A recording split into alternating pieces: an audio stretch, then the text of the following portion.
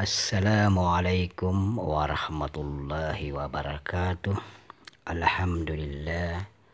Alhamdulillahi rabbil alamin. Wassalatu wassalamu ala asyrafil anbiya'i wal mursalin Sayyidina Muhammadin wa ala alihi wa sahbihi ajma'in. Amma ba'du. Saudara-saudara sekalian, hari ini kita berjumpa kembali untuk membahas hal-hal yang berkenaan dengan agama kita, yaitu agama Islam. Pembahasan kita hari ini yaitu bagaimana cara kita untuk menjauhi sifat takabbur. Sebagaimana firman Allah Subhanahu wa taala dikisahkan, wa isqulna lil malaikati isjudu li Adam fasajadu illa iblis aba wastakbara wa kana minal kafirin. Dan ingatlah ketika kami berfirman kepada malaikat, sujudlah kamu kepada Adam, maka mereka pun sujud kecuali iblis. Dia iblis menolak dan menyombongkan diri, dan dia termasuk golongan yang kafir. Saudara-saudara sekalian, dengan memperhatikan kandungan dari firman Allah Subhanahu wa taala di atas, maka kita dapat mengambil kesimpulan betapa berbahayanya sifat takabbur atau sifat sombong. Kenapa demikian? Iblis yang sejarahnya kita tahu adalah makhluk yang luas ilmunya, bagus ibadahnya, sehingga mendapat gelar al-muqarrabun yang didekatkan kepada Allah, digolongkan oleh Allah sebagai golongan orang-orang kafir dikarenakan tidak mau bersujud kepada Adam. Hal ini terjadi karena di dalam diri iblis sifat kesombongan itu masih ada, dan di sini pula kita mengambil pelajaran bahwa walaupun memiliki ilmu yang tinggi dan ibadah yang banyak, belum menjamin seseorang terbebas dari sifat takabbur atau kesombongan. Rasulullah Shallallahu Alaihi Wasallam bersabda, la yadkhulul jannah man kana fi qalbihi misqalu sarratin man kibarin. Tidak masuk surga orang yang di dalam hatinya ada sifat sombong walaupun sebesar zarrah.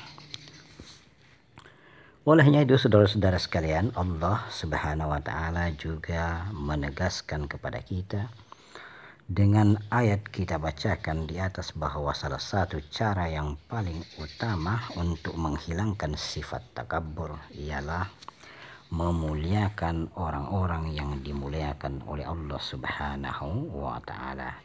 Seperti halnya malaikat karena mau bersujud maka semakin dekat kepada Allah, sementara iblis menolak bersujud maka ia semakin jauh dari Allah dan dikutuk hingga ia kekal di dalam neraka. Karena betapa pentingnya untuk menghilangkan sifat takabbur, maka para ulama, khususnya ulama sufi, mewajibkan kita untuk memuliakan orang-orang yang dimuliakan oleh Allah Subhanahu wa taala. Dan di antara orang-orang yang dimuliakan Allah Subhanahu wa taala yang wajib kita muliakan, yang pertama yaitu para nabi dan rasul, terkhusus Rasulullah Shallallahu Alaihi Wasallam, karena beliau adalah pemimpin para nabi dan rasul serta orang-orang soleh. Kenapa kita harus memuliakan para nabi dan rasul? Karena para nabi dan rasullah yang diberikan Allah wahyu untuk disampaikan kepada seluruh umat manusia sehingga kita beriman dan bertakwa kepada Allah Subhanahu wa taala. Sehingga kita tahu bagaimana cara untuk beribadah kepada Allah Subhanahu wa taala dan mengajarkan kita akhlak yang mulia. Dan dalam hal memuliakan Nabi Muhammad SAW ini telah dibuktikan oleh para sahabat dan seluruh umat Islam semasa Rasulullah masih hidup, sebagaimana diriwayatkan oleh Uzama bin Syarik, "Qumna ila Nabi sallallahu alaihi wasallam faqabbalna yadah." Kami para sahabat bertemu Rasulullah sallallahu alaihi wasallam, lalu kami mencium tangannya.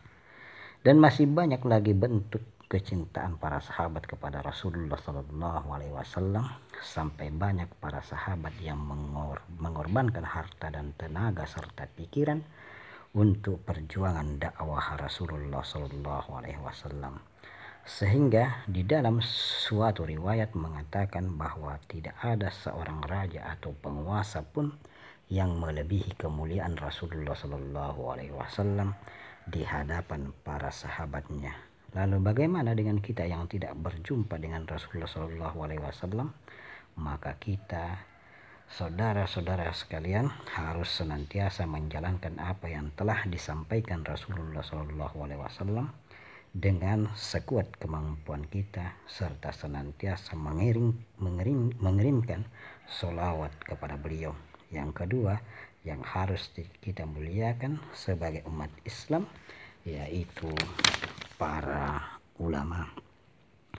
Kenapa kita harus memuliakan para ulama? Karena ulama, saudara-saudara sekalian, adalah penerus para nabi, melanjutkan dakwah para nabi, sebagaimana firman Allah Subhanahu wa taala, "Innama yakhshallahu min ibadihil ulama." Sesungguhnya orang yang takut kepada Allah hanyalah ulama. Rasulullah sallallahu alaihi wasallam bersabda, "Man zara aliman faka'annama zarani." Barang siapa yang bersiarah kepada orang alim, maka seolah-olah dia mensiarahiku. Wa man safaha aliman faka'annama safahani. Barang siapa yang berjabat tangan dengan orang alim, maka seolah-olah dia berjabat tangan denganku. Wa man jalasa alima faka'annama jalasani fid dunya. Barang siapa yang duduk bersama orang alim, maka seolah-olah dia duduk bersamaku di dunia. Wa man jalasani fid dunya ajalastuhu ma'i yaumil qiyamah. Dan barang siapa yang duduk denganku di dunia, maka dia akan duduk bersamaku di hari kiamat akhirat. Maka dari itu kita wajib memuliakan ulama, karena mereka bagaikan bintang-bintang yang menerangi bumi.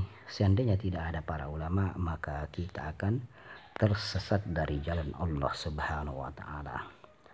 Saudara-saudara sekalian, hendaklah kita membantu perjuangan dakwah para ulama, dan apabila kita berjumpa dengan mereka, hendaklah kita berjabat tangan dan mencium tangan mereka sebagai wujud cinta kita kepada para ulama, mendengarkan dan diam di saat mereka berkata-kata. Dan dengan sebab memuliakan para ulama, maka sifat kesombongan akan hilang dari diri kita. Saudara-saudara sekalian, seterusnya yang harus kita muliakan adalah orang tua kita. Firman Allah Subhanahu wa taala, "Wa bil walidaini ihsana." Dan berbuat baiklah kepada orang tuamu. Rasulullah sallallahu alaihi wasallam bersabda, "Ridha rabbi fi ridal walidi wa sukhtur rabbi fi sahatil walidi." Ridha Allah tergantung ridha orang tua, dan murka Allah tergantung murka orang tua. Saudara-saudara sekalian, mengapa kita wajib memuliakan kedua orang tua kita? Karena mereka lah yang merawat dan menafkahi kita, memberikan kasih sayangnya kepada kita. Bahkan ibu kita mengandung, melahirkan dan menyusui kita, dan kesemua itu tidak bisa kita balas dengan apapun. Maka sebagai anak kita harus taat dan hormat kepada mereka selama perintahnya tidak bertentangan dengan agama. mendoakan mereka setiap saat, merawat mereka apabila umur mereka sudah tua atau lemah. Dan bila kita bersama mereka, kita harus membuatnya bahagia. Dan bila bersalaman, kita mencium tangannya. Semua itu kita lakukan supaya kita terhindar dari penyakit takabur dan bentuk kecintaan dan rasa hormat kepada mereka. Kemudian seterusnya yang harus kita muliakan di dalam hidup kita, khususnya bagi orang yang telah menikah, ialah seorang istri wajib memuliakan suaminya. Firman Allah Subhanahu wa taala, "Ar-rijalu qawwamuna 'alan nisa." Kaum laki-laki adalah pemimpin bagi kaum wanita.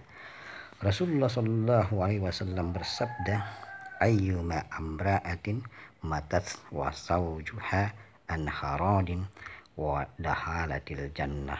Tiap-tiap istri yang meninggal dan mendapat ridho dari suaminya, maka ia akan masuk ke surga.